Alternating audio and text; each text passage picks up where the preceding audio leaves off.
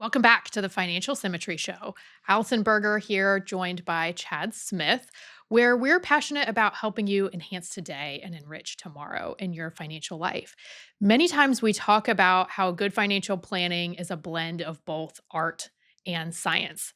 And if we get the science right, then we get to spend a little bit more time thinking about the art of how do we get the emotional and the other impacts of our financial life right. So today we're going to be discussing some themes from a book we just finished in our Enriching Reads book club here at FSI, The Art of Spending Money by Morgan Housel.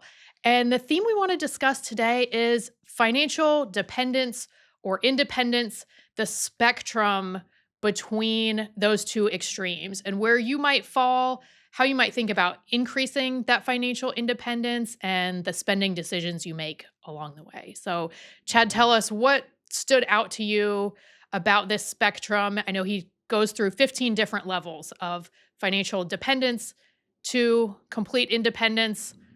How can we think about that and how can we influence our clients in those decisions? Yeah, it was interesting. There's a really different perspective that he provides that I would like to contrast with a couple of other perspectives when we think about spending, right? Because so much of the attention that we tend to focus on, or when people first come to see us, they're focused on their portfolio, what kind of returns we're going to get, right? What kind of returns do we need? What kind of retirement number do I need to get to? If I'm looking at that, maybe it's a tax problem they're interested in. There's a lot of focus around tax savings and tax planning. So those topics get a lot of the attention.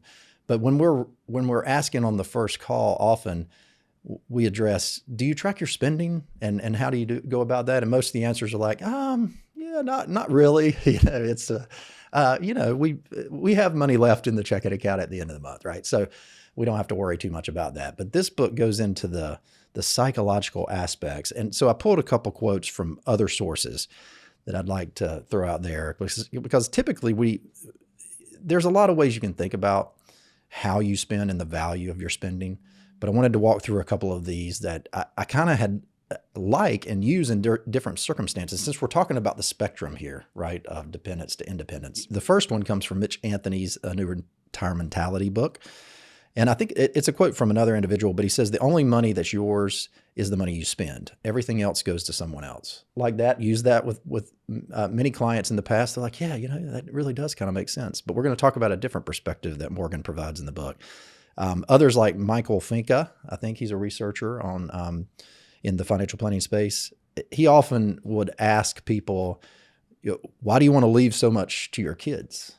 When he's talking about the spending and the amount that you've accumulated through the years. Because I was talking with Allison before, many times we're meeting with clients, 20 years into retirement, and they actually have more money than they did when they retired, and they've been spending from the portfolio. So it can be a pretty big psychological shift in understanding what is the right balance to have there.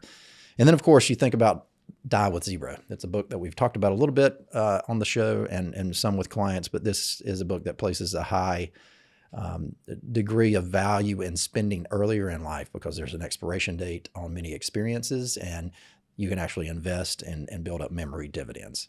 So if you think about those three ways of framing your spending, that's really arguing for spending more, right? Earlier, ideally. And yes, that is a valid move in some situations in client relationships that we're talking through. But today, we're going to talk through a different perspective that Morgan shared and these levels of independence that we're calling it. Yeah. So if we think about the levels of financial independence, starting at zero, and what I find most interesting about this is you could have somebody has a net worth of $10 million, $20 million, even $50 million, and they're still at level zero, maybe totally financially dependent on someone else or a board or a CEO. And what we've been laughing about right now in my household is, I don't know if you've seen the viral clip of the McDonald's CEO eating the new sandwich, and he looks completely disgusted by this new sandwich. And it got me to thinking, where does he fall on this financial dependence scale? He has to be on camera eating this thing that he's clearly repulsed by, What what is his financial independence? Yeah. So you think about, it's not really a number. So going back to the art and the science, there's a blend, right? You could have $1 million and you're level 15, completely financially independent, get to do what you want with your time, who you want, when you want, for as long as you want. Or you could feel like you're still living paycheck to paycheck and you're making several hundred thousand or several $1 million a year. We see that all across the board. So it comes back to me a little bit, reminds me of another book that we've talked about on the show, Wired for Wealth by Rick Kaler. And I go through that and think about, what are your money scripts? What have you internalized about money, and what's your financial comfort zone? Because most of us have a way of taking behaviors, whether they're helpful or not, that will keep us in that comfort zone. And maybe you've outgrown your comfort zone, or you've outgrown that level of financial dependence where you've become comfortable, but it might be time to make some changes. And that's not always a dollars and cents decision. Sometimes that can be a little bit more on that art, emotional side of looking at the numbers, seeing where you stand financially.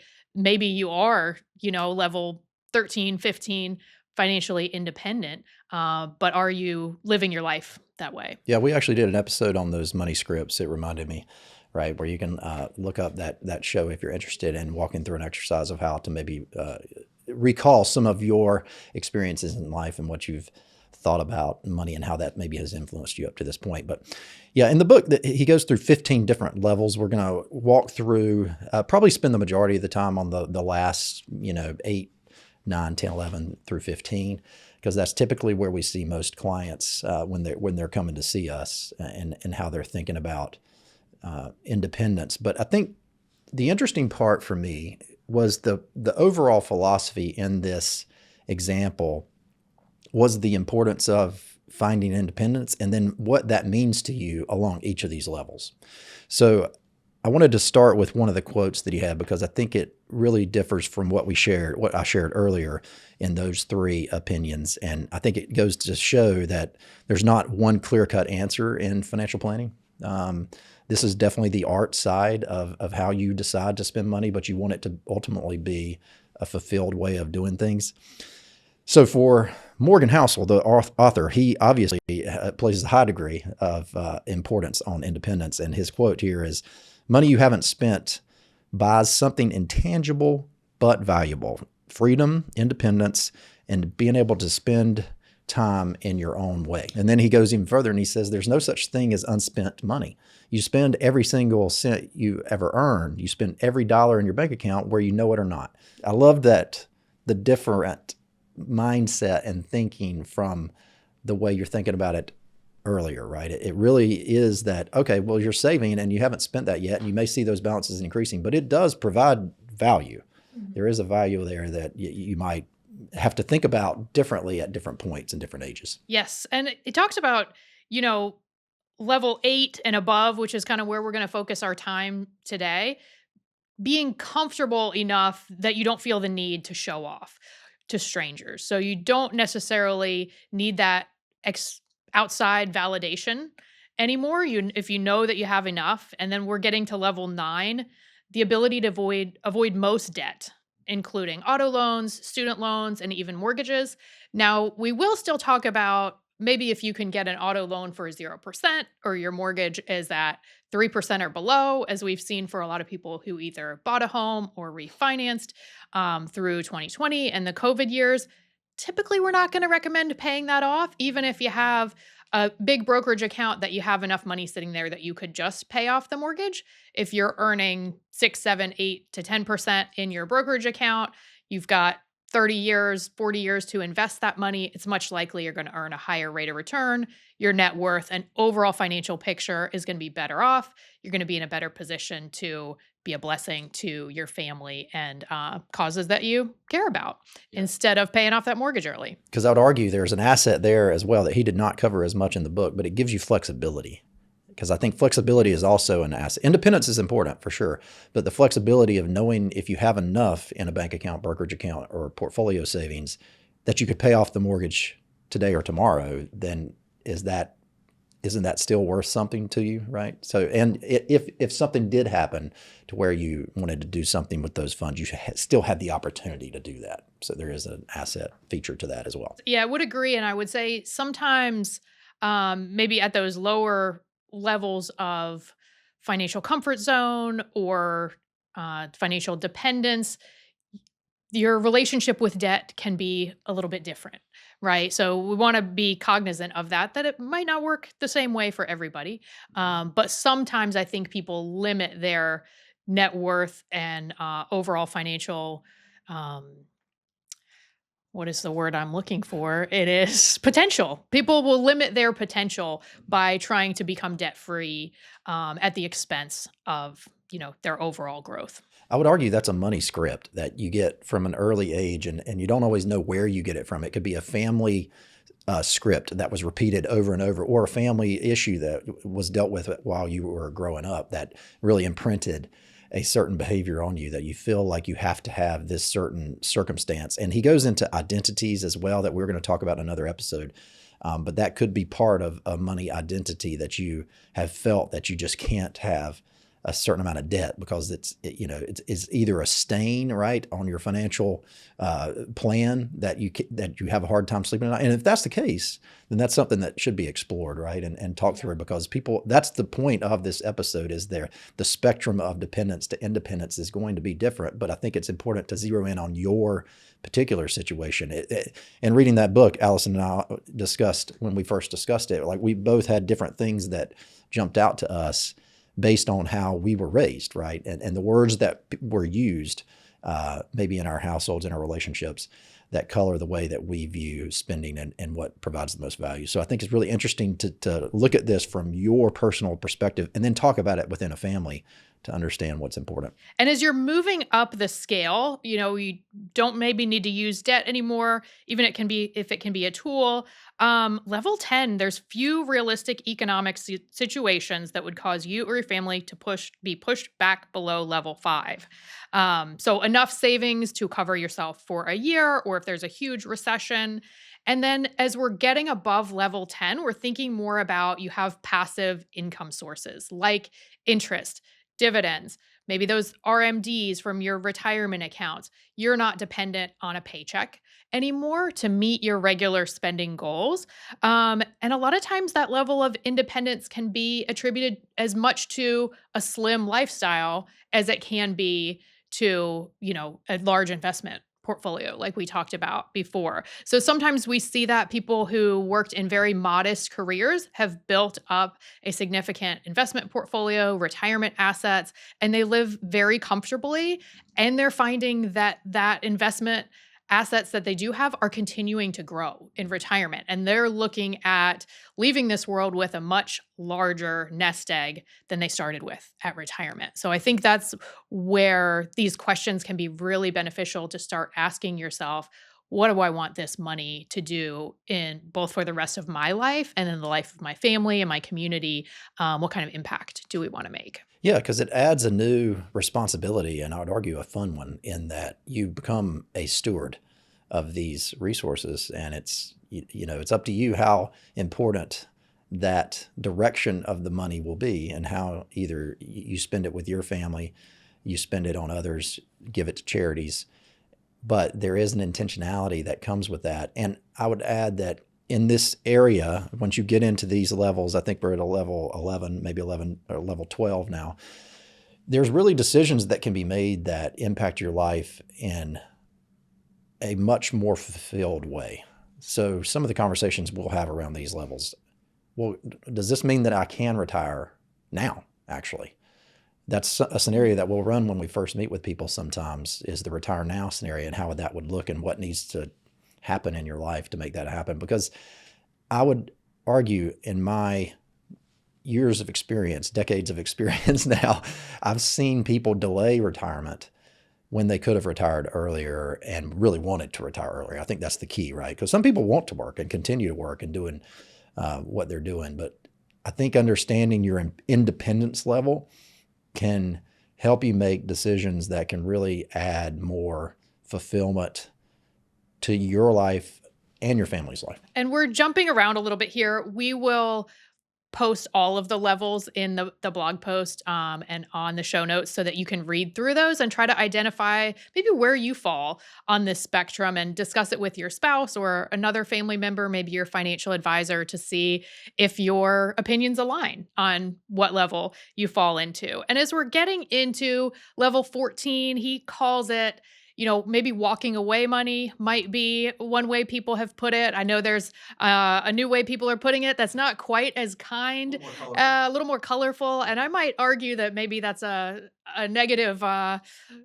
light to look at things through. Maybe put a little more positive framing on there, that you have the funds, that you can do what you want. You can respectfully disagree with people and walk away. You're not dependent on others for your financial success and happiness. And then level 15 is really, you can do what you want, when you want, with who you want, for as long as you want, without really worrying about where the money's going to come from, or how you're going to fund your lifestyle from now on, or the lifestyle of the people that you love and care about.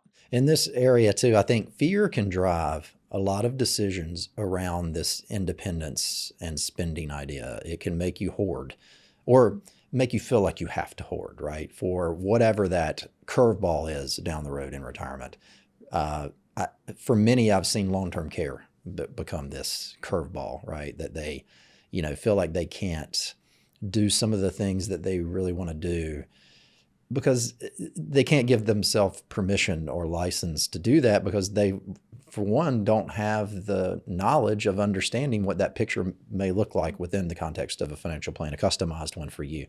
So I think getting to that level and running different scenarios can give you the freedom and confidence to explore what they may look like. An example for some clients I know that we've worked with, I think it's interesting when you are able to walk through and show an example of what if you start giving to your kids now, whatever age you are, if you have reached level 15, and then you can see the joy that they get in spending those resources, right? It could be, it could be experiences that you're sharing together as well in doing that. But I think that gives added memory dividends, if we want to take it back to die with zero, that you would not, accumulate in your memory bank if you weren't able to see things this way. And I love books like this because it really changes the way you think, or it challenges me to change the way I think about finances in general, because all of us can tend to get in a certain lane of thinking. And I think at different seasons in life, and certainly as you accumulate resources and build wealth, there is a psychological shift that needs to happen at some point for you to really get all of the fulfillment out of your resources. Yeah, and I'm thinking through, clients who are at this level or close to this level. I have some who are, paying off their grandchildren's student loans, right? Maybe they have grandchildren who are graduated from college, they're getting started in their careers, getting married, starting a family, but they still have student loans that they're working to pay down. That can be something that parents or grandparents can get a lot of joy in helping them get started, maybe assisting with a down payment on a home. I know there's some conversation in the book as well about raising children who are the opposite of spoiled, and thinking about how you're utilizing those resources, and empowering versus enabling, which we can get into in more episodes as well. But as Chad mentioned, giving yourself permission, because sometimes based on those money scripts or the way that we were raised, we might be in, by all objective measures at a level 15, and a financial advisor is looking at your situation and saying, "Hey, you have, sufficient resources to last the rest of your life and probably the rest of several lifetimes." But you feel like you can't retire. You feel like you can't spend from this nest egg. You have to keep earning income. So we've talked several clients through those situations. If, and as Chad mentioned, I have clients who are professors at local universities, and they want to work as long as they can. Their work is very meaningful. They're making an impact in the community. They want to continue doing that as long as possible. However, if you're not someone who derives that joy and meaning from your career, and you'd rather leave the rat race, we want you to feel confident in doing so if your financial situation is strong. So I think looking to books like this, thinking more about the complexities and the art side of money can be helpful when you have reached these higher levels of success and net worth, and you're in a comfortable position where you're not dependent on anyone else anymore. It's funny because some of these conversations, it can be scary to try to think of new goals or think in this way and say, "Wow, what would I really do with my time if I had true independence?" But I think it definitely weighs more on the exciting end of the spectrum to think that way, because you're really looking for these opportunities to kind of abandon that fear and status and old money scripts in the way that you were thinking about your spending, and really isolate it in understanding your personal situation now and what could happen going forward. But it can be challenging to change the status quo of our spending thinking, and that's why I love this book, because he has a way of writing and using stories that also can challenge you. There are many stories in the books that we'll share in other episodes as well. But I would challenge you to be thinking about that and really dig deep to understand the answer, or first find where you are on these levels, right? And then start thinking in more detail, what level do you really want to get to? What's important to you? And then how do you get there? So it'd be interesting. As we mentioned, we will post the levels in the show notes so you can read through those and try to identify where you fall on the spectrum. If you're not sure, you can reach out to us and schedule a talk with a financial advisor here at Financial Symmetry. You can find us on our website at financialsymmetry.com.